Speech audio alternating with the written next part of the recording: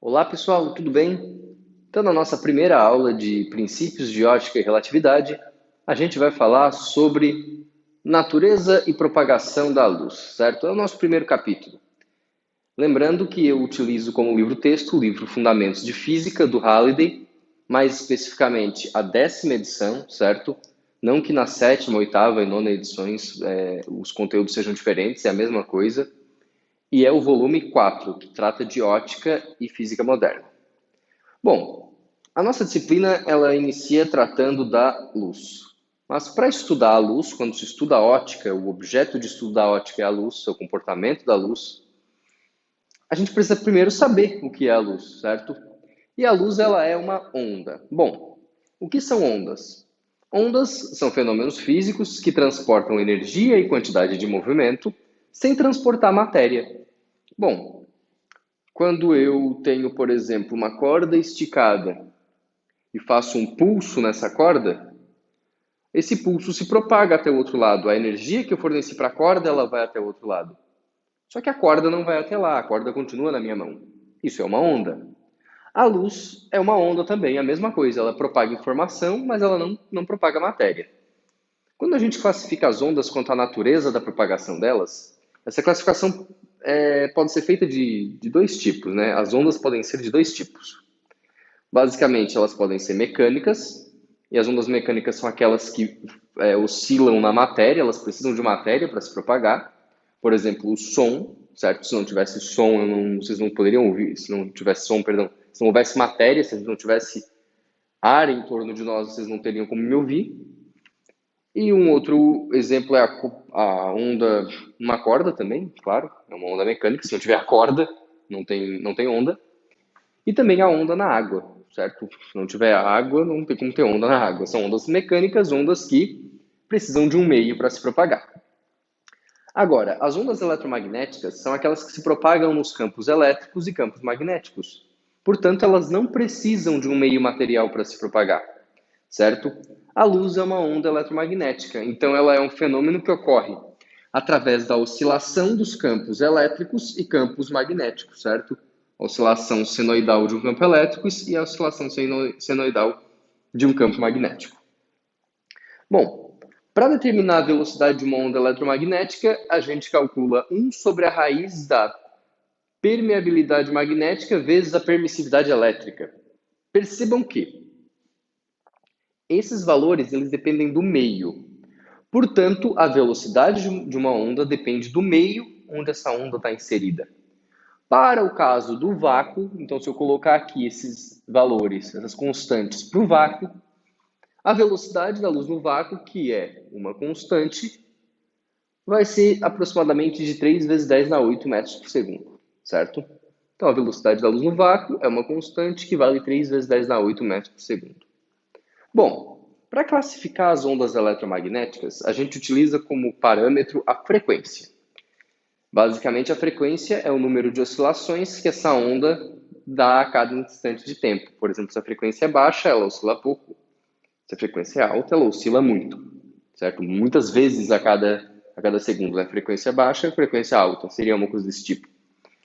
Bom, em geral, a gente tem frequências muito baixas até frequências muito altas.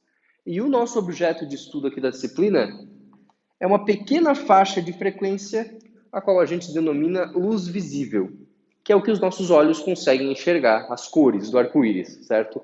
As cores, tudo que a gente enxerga está no espectro da luz visível, na região do espectro do visível. Existem outras, logicamente. Basicamente, as ondas eletromagnéticas elas podem ser ondas de rádio, microondas, infravermelho, luz visível, nosso objeto de estudo, ultravioleta, raio-x e raios gama, certo? Isso aqui está em ordem crescente de frequência, ó, da menor para maior frequência. Ondas de rádio oscilam muito vagarosamente, ondas de raio gama oscilam com uma frequência muito alta, certo? Então, rádio, microondas, infravermelho, luz visível, ultravioleta, raio-x e raio gama.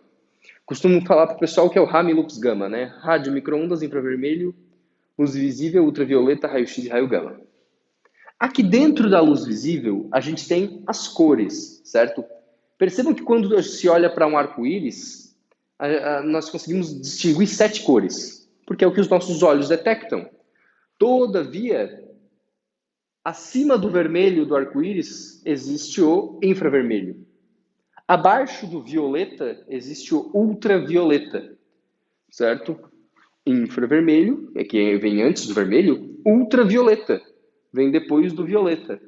E essas são as cores que a gente consegue enxergar. Vermelho, alaranjado, amarelo, verde, azul, anil, violeta. Certo? Percebam que isso aqui também está em ordem crescente de frequência, né?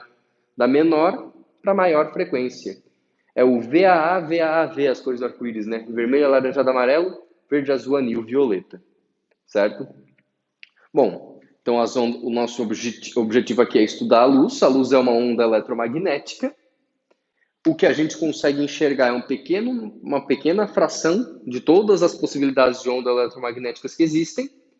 E isso que a gente enxerga, certo? Pode ser dividido em 7 cores, que são essas aqui. Muito bem.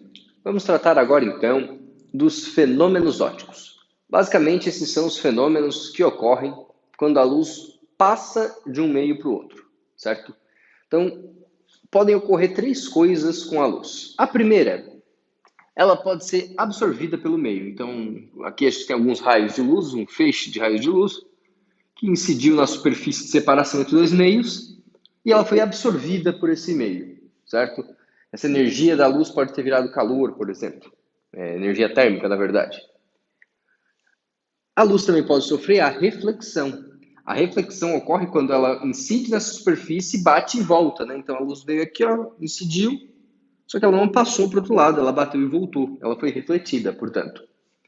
E a refração é quando a luz atravessa de fato de um meio para o outro. Ela veio aqui e atravessou de um meio para o outro. Observem que os 3 fenômenos ocorrem simultaneamente, apesar de que a gente vai estudar eles separadamente, certo? Se eu pensar, por exemplo, na luz do sol incidindo sobre um lago, essa água do lado ela vai aquecer, isso está relacionado com o fenômeno da absorção. Eu vou poder me ver, vou poder ver minha imagem, isso está relacionado com a reflexão. Mas eu também consigo ver o fundo do lago, por exemplo, então vai ter também a refração, certo? Vamos estudar esses fenômenos, a ótica desses fenômenos passo a passo, né, separadamente, certo? Na absorção, os raios deixam de existir, então não tem nenhum fenômeno óptico relevante para a gente aqui acontecendo. Só que a refração e a reflexão são bem importantes do ponto de vista da ótica geométrica. Primeiro, a reflexão. Bom, a gente tem um raio incidente, esse raio incide na superfície, bate e volta. Nós sempre utilizamos uma referência, essa referência é chamada de reta normal. Então, aqui no ponto de incidência, a gente tem uma reta que forma 90 graus com a superfície nesse ponto, e essa reta pontilhada aqui, ó, é a reta normal. O ângulo que o raio incidente faz com a reta normal é o ângulo de incidência. O ângulo que o raio refletido faz com a reta normal é o ângulo de reflexão. E pela lei da reflexão, esses ângulos devem ser iguais. Então, se incidiu com 30 graus aqui, ó, aqui é 30 graus também. Se aqui for 40, aqui é 40 também. O ângulo de incidência é igual ao ângulo de reflexão, certo? Essa é a lei da reflexão. Bom, na refração, a luz muda de meio. E ocorre uma coisa muito importante aqui quando ela muda de meio. Basicamente, a gente já falou ainda há pouco, que a velocidade da luz é a propriedade do meio no qual ela está. Então, se ela muda de meio, obrigatoriamente, quando ocorre a refração, a luz muda de velocidade também. Certo? Como ela muda de meio, ela também muda de velocidade. Bom, para medir essa mudança de velocidade, nós temos uma grandeza chamada índice de refração, certo? Na verdade, não é uma relação chamada índice de refração, né? Um adimensional. Então, esse índice de refração do meio A, por exemplo, é representado pela letra N, é sempre a relação entre a velocidade da luz no vácuo com a velocidade da luz no meio. Lembrando que a velocidade da luz no vácuo é uma constante, né? 3 vezes 10 na 8, certo? Esse índice de refração, ele mede a capacidade que o meio tem de reduzir a velocidade da luz em relação ao vácuo. Lembrando que no vácuo é a maior velocidade possível para a luz, certo? Então, se um meio tiver um índice de refração 2, é porque a luz se propaga 2 vezes mais devagar naquele meio em relação ao vácuo. Se for 3, é porque a luz se propaga 3 vezes mais devagar naquele meio em relação ao vácuo. Então, percebam aqui, né? É inversamente proporcional, ou seja, se o índice de refração for maior, a velocidade da luz é menor. Quanto maior o índice de refração, menor a velocidade da luz. A gente dá um nome para essa capacidade que os meios têm de reduzir a velocidade da luz. Nós chamamos de refringência, certo?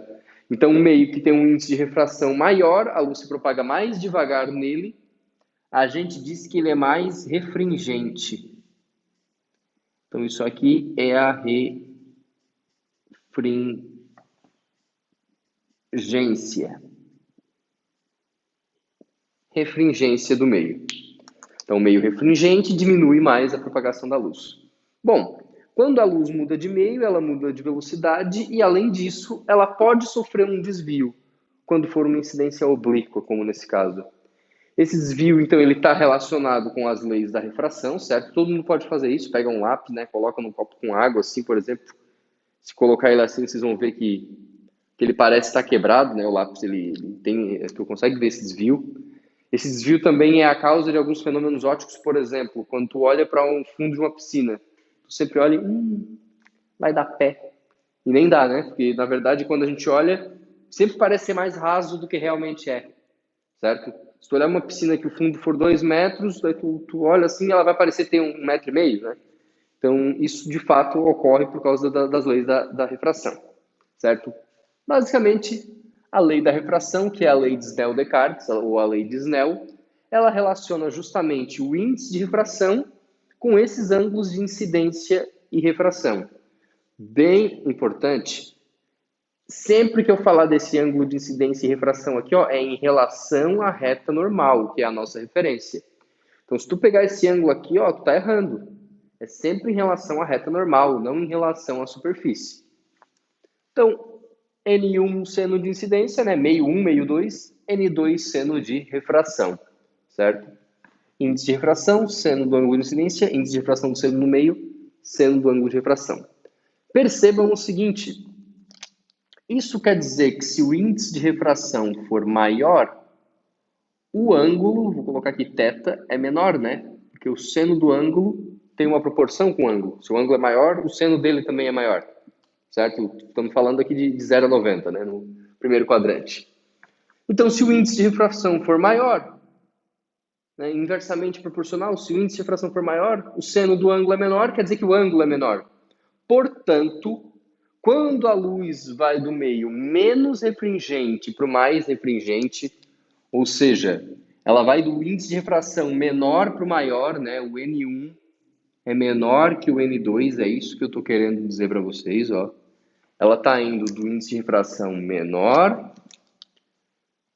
para o índice de refração maior, do menos para o mais refringente. Se o índice de refração aumenta,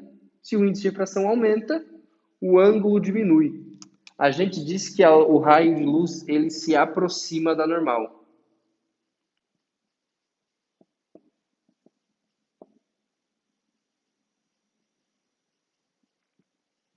Certo? O índice de refração aumenta, o ângulo diminui. Ó. Percebam, né? Ó, esse ângulo aqui é menor que esse aqui. Certo?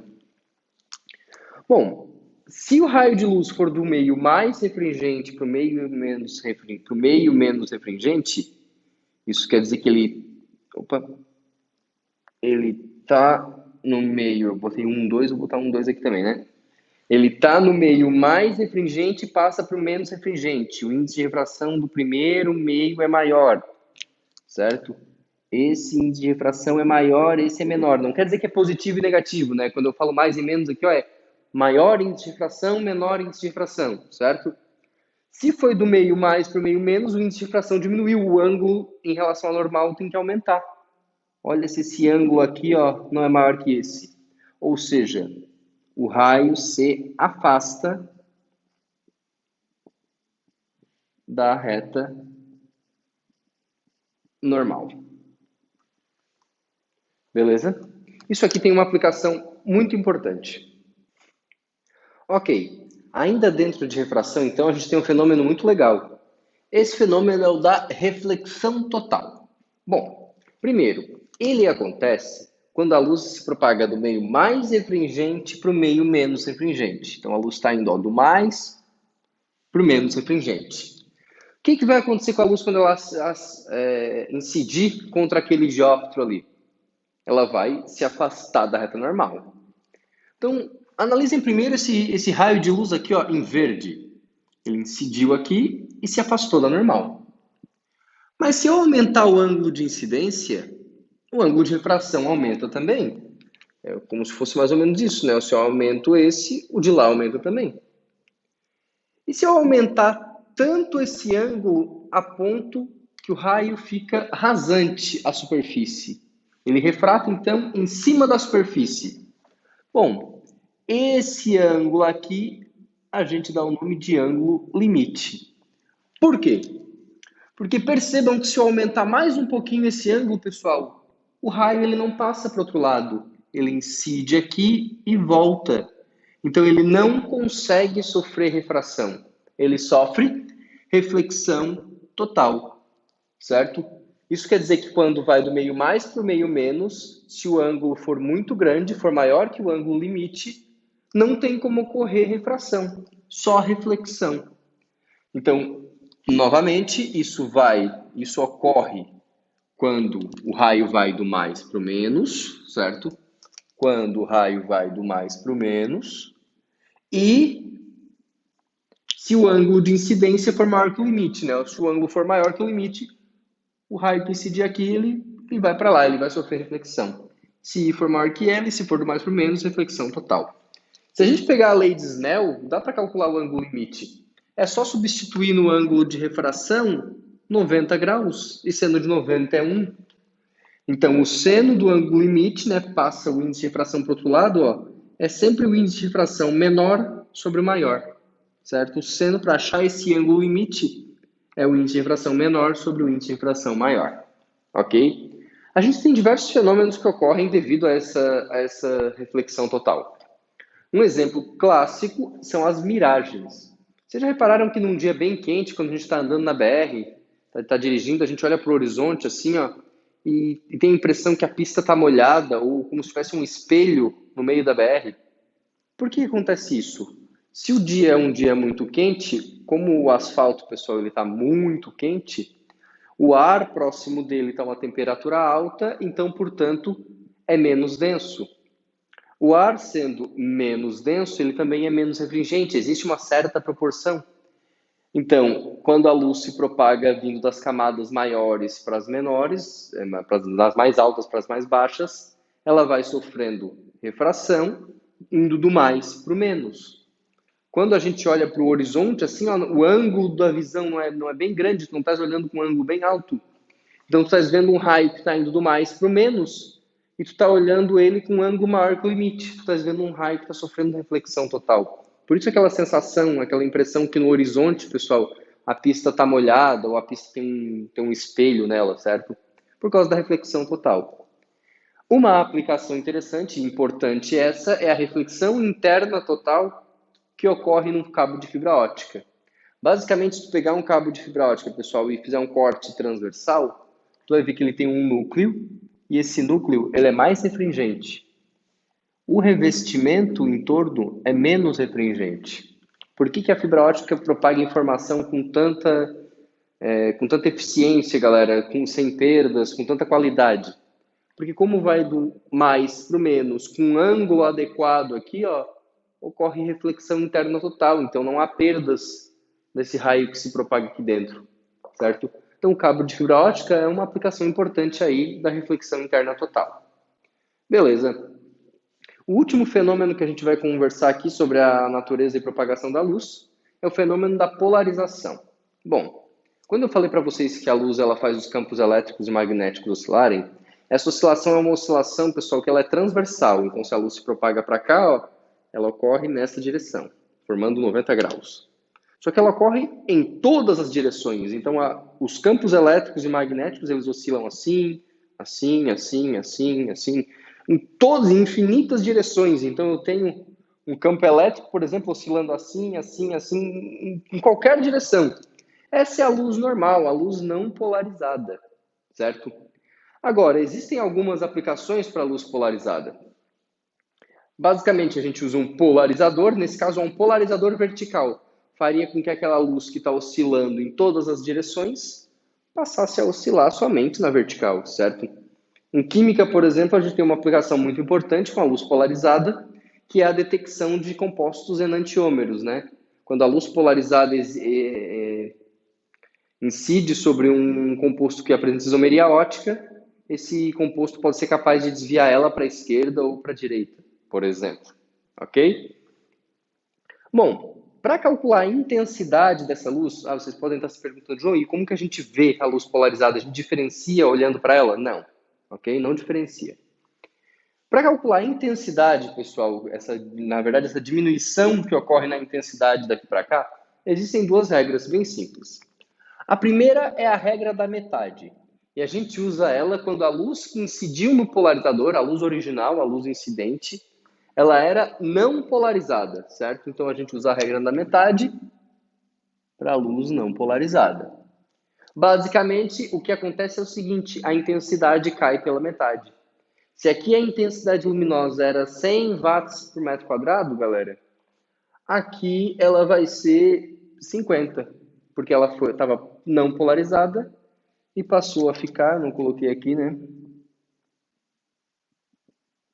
Polarizada. Ok? Então, regra da metade é quando a luz não polarizada passa por um polarizador. Aí sempre vai passar metade da intensidade. Então, a intensidade da onda polarizada é metade da intensidade da onda original. E se eu tiver uma onda já polarizada em uma direção e eu quero mudar essa direção de polarização, por exemplo, ela está na vertical, eu quero polarizar ela agora 30 graus em relação à vertical. Eu tenho uma luz aqui, galera, que está incidindo aqui, né? E eu quero polarizar ela um certo ângulo em relação à luz original. Aí a gente utiliza a regra do cosseno quadrado, certo? A regra do cosseno ao quadrado. Então, essa regra é utilizada quando a luz inicialmente já está polarizada, que é basicamente a intensidade, galera, da onda final, né, da onda após o passar pelo polarizador, é a intensidade da onda original vezes o cosseno ao quadrado desse ângulo aqui entre elas. Certo? O ângulo aqui é 30 graus. A luz que incidiu ali no polarizador, ela estava na vertical e ela tinha 100 watts por metro quadrado, certo? Pega lá o 100 vezes o cosseno ao quadrado de 30. Então, essa aqui é a intensidade da onda polarizada e essa aqui é a intensidade da onda original. Só que agora a onda original também era uma onda polarizada. O que a gente fez foi alterar a direção da polarização. Ok? Bom, então esse é o nosso conteúdo da primeira aula. Um abração, pessoal. Até mais.